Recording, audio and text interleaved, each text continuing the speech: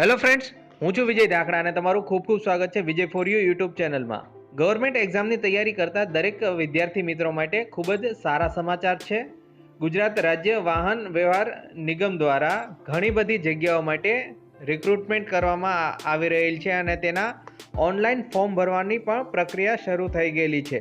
તો આ વિડીયોમાં આપણે જાણીશું કે તે ડિટેલમાં દરેક માહિતી મેળવીશું કે તમારે કઈ રીતે એપ્લાય કરવાનું છે, શૈક્ષણિક લાયકાત કેટલી છે, એક્ઝામ કઈ રીતે લેવાશે, માર્ક કેલ્ક્યુલેશન કઈ રીતનું થશે, આ દરેક માહિતી આ વિડીયોમાં આપણે જોઈશું. સૌપ્રથમ આપણે જાણી લઈએ કે કેટલી જગ્યાઓ છે, કઈ કઈ પોસ્ટ માટે જગ્યાઓ છે તે જાણીએ. તો મિત્રો આપણે જાણીએ હવે કઈ પોસ્ટ ઉપર ભરતી થવાની છે.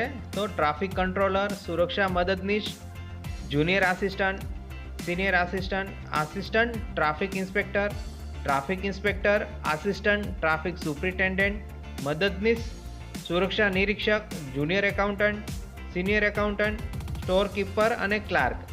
હવે આપણે જે ક્લાર્કની ભરતી થવાની છે તેની ડિટેલમાં એડવર્ટાઇઝમેન્ટ જે છે તેની વિશે સંપૂર્ણ માહિતી મેળવશું. તો તે માહિતી જોઈએ તો આ મુજબ છે. તો જે ક્લાર્કની ભરતી થવાની છે તો તેની માહિતી મેળવીએ તો પ્રથમ તેનું જોઈ લઈએ. ક્લાર્ક પગાર ફિક્સ પગાર રહેશે 5 વર્ષ માટે 10,000. ટોટલ જગ્યાઓ છે 93 જગ્યાઓ. કેટેગરી વાઇઝ જોઈ લઈએ તો બિન અનામતમાં સામાન્યમાં 32 અને મહિલાઓ માટે 12 છે. સામાજિક શૈક્ષણિક પછાત વર્ગ માટે 4 અને 13 મહિલાઓ માટે. અનુસૂચિત જાતિ એમાં પુરુષો માટે એક પણ નથી, પણ મહિલાઓ માટે એક સીટ છે. અનુસૂચિત જાતિ જનજાતિ એમાં સામાન્ય 15 અને મહિલાઓ 16 અને બાકી શાખાઓ માટે 3 આપેલી છે. આમ ટોટલ 93 જગ્યાઓ માટે ક્લાર્કની ભરતી થવાની છે. હવે આગળ માહિતી મેળવીએ આપણે. કક્ષાને લગતી વિગત જોઈએ તો તેની વય મર્યાદા કેટલી રહેશે આ ભરતી માટે. તો વય મર્યાદા રહેશે 18 થી લઈને 33 વર્ષ. શૈક્ષણિક લાયકાત કેટલી રહેશે, એટલે કે એસએસસી 12 પાસ તેની લઘુત્તમ લાયકાત રહેશે. અને જો તમે ગ્રેજ્યુએશન કમ્પ્લીટ કરેલું હોય અથવા તો પોસ્ટ ગ્રેજ્યુએશન કરેલું હોય તો તેને અગ્રતા આપવામાં આવશે. ત્યારબાદ આ જે ભરતી થવાની છે તો તેનું વેટેજ કઈ રીતનું રહેશે, માર્કનું જે કેલ્ક્યુલેશન છે તે કઈ રીતનું રહેશે તો તે જાણીએ. તો શૈક્ષણિક જે લાયકાત છે તેનું વેટેજ 70 માર્કનું રહેશે અને જે પરીક્ષા તમારે દેવાની છે OMR પદ્ધતિથી તેનું વેટેજ 30 ગુણનું રહેશે. મતલબ જે લઘુત્તમ લાયકાત તમારી રહેશે તો 12માં તમારે જેટલા પર્સન્ટેજ છે તેના 50 ગુણ અને અગ્રતામાં જે પણ તમે કરેલું હોય ગ્રેજ્યુએશન તો તેના 20 ગુણ લેવામાં આવશે અને ત્યારબાદ જે તમે એક્ઝામ દીધેલી છે તેમાંથી 30 ગુણ લેવામાં આવશે અને ટોટલ તેનો મિક્સ કરીને 100 ગુણ ગણવામાં આવશે અને તેના આધારે જ સિલેક્શન કરવામાં આવશે. આગળ હવે પરીક્ષાની પદ્ધતિ વિશે જાણીએ તો ક્લાર્કની જે પરીક્ષા છે તે 2 અલગ અલગ સ્ટેજમાં લેવાશે. પ્રથમ સ્ટેજ રહેશે જે OMR પદ્ધતિથી લેખિત કસોટી રહેશે અને ત્યારબાદ બીજા તબક્કામાં કોમ્પ્યુટર કાર્યક્ષમતા માટેની પરીક્ષા લેવાશે. આમ 2 સ્ટેજમાં પરીક્ષાઓ લેવામાં આવશે.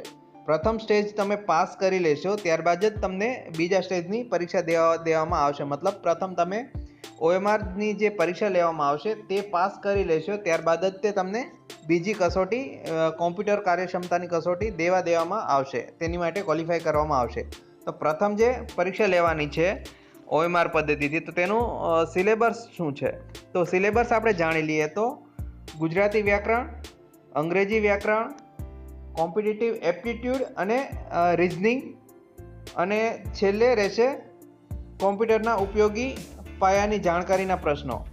ખાસ મિત્રો એક નોંધ લેજો કે જે મિત્રો તૈયારી કરે છે આ એક્ઝામમાં ધોરણ 10 કક્ષા જે છે તેના લેવલનું જ એક્ઝામ પેપર પૂછાશે. વધારે મહેનત ના કરવી કે વધારે આગળ પડતું વાંચવાની જરૂર નથી. જે 10મા ધોરણ સુધીનું જે છે ધોરણ 10 કક્ષા સુધીનું છે તે તમે કમ્પ્લીટ કરી લેશો, તે જ રિવાઇઝ કર્યા કરો તો તમને ઇઝી પડશે. કારણ કે આ જે એક્ઝામ લેવાશે તેનું સ્ટેજ ક્લિયર લખી દીધેલું છે કે ધોરણ 10 કક્ષા સુધીનું જ પૂછાશે. તેનું લેવલ જે છે એક્ઝામનું તે 10 ધોરણની કક્ષાનું જ રહેશે.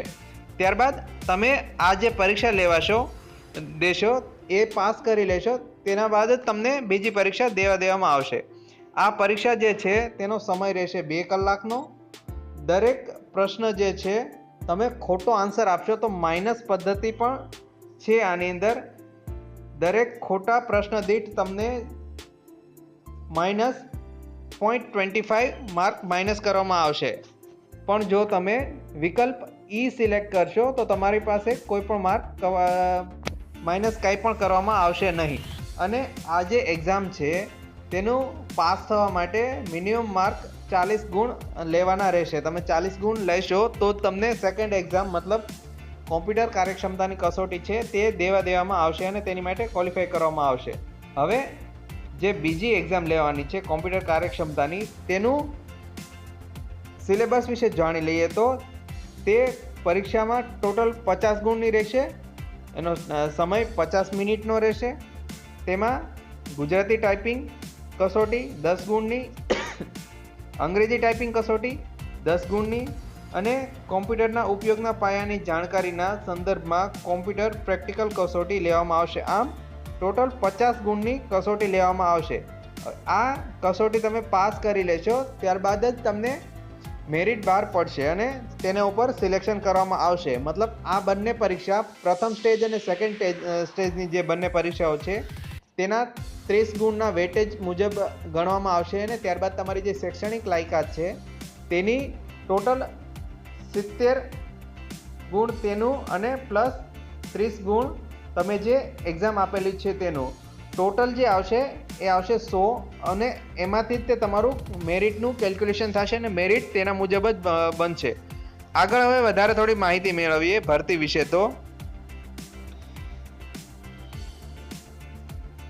વય મર્યાદા કેટલી રહેશે? તો વય મર્યાદા ચેક કરી લઈએ તો વય મર્યાદા બિન અનામત જે વર્ગ છે તેની માટે 33 વર્ષ અને મહિલાઓ માટે 38, પુરુષો જે અનામત તેને 38 અને મહિલાઓ માટે 43, માજી સૈનિક માટે 45 વર્ષ અને મહિલાઓ માટે પણ સેમ, શારીરિક ખોડખાપણ ધરાવતા ઉમેદવારો માટે બિન અનામત 43 ને અનામત 45 અને મહિલાઓ માટે 45 વર્ષ. આ રીતની જે વય મર્યાદા છે તે રહેશે.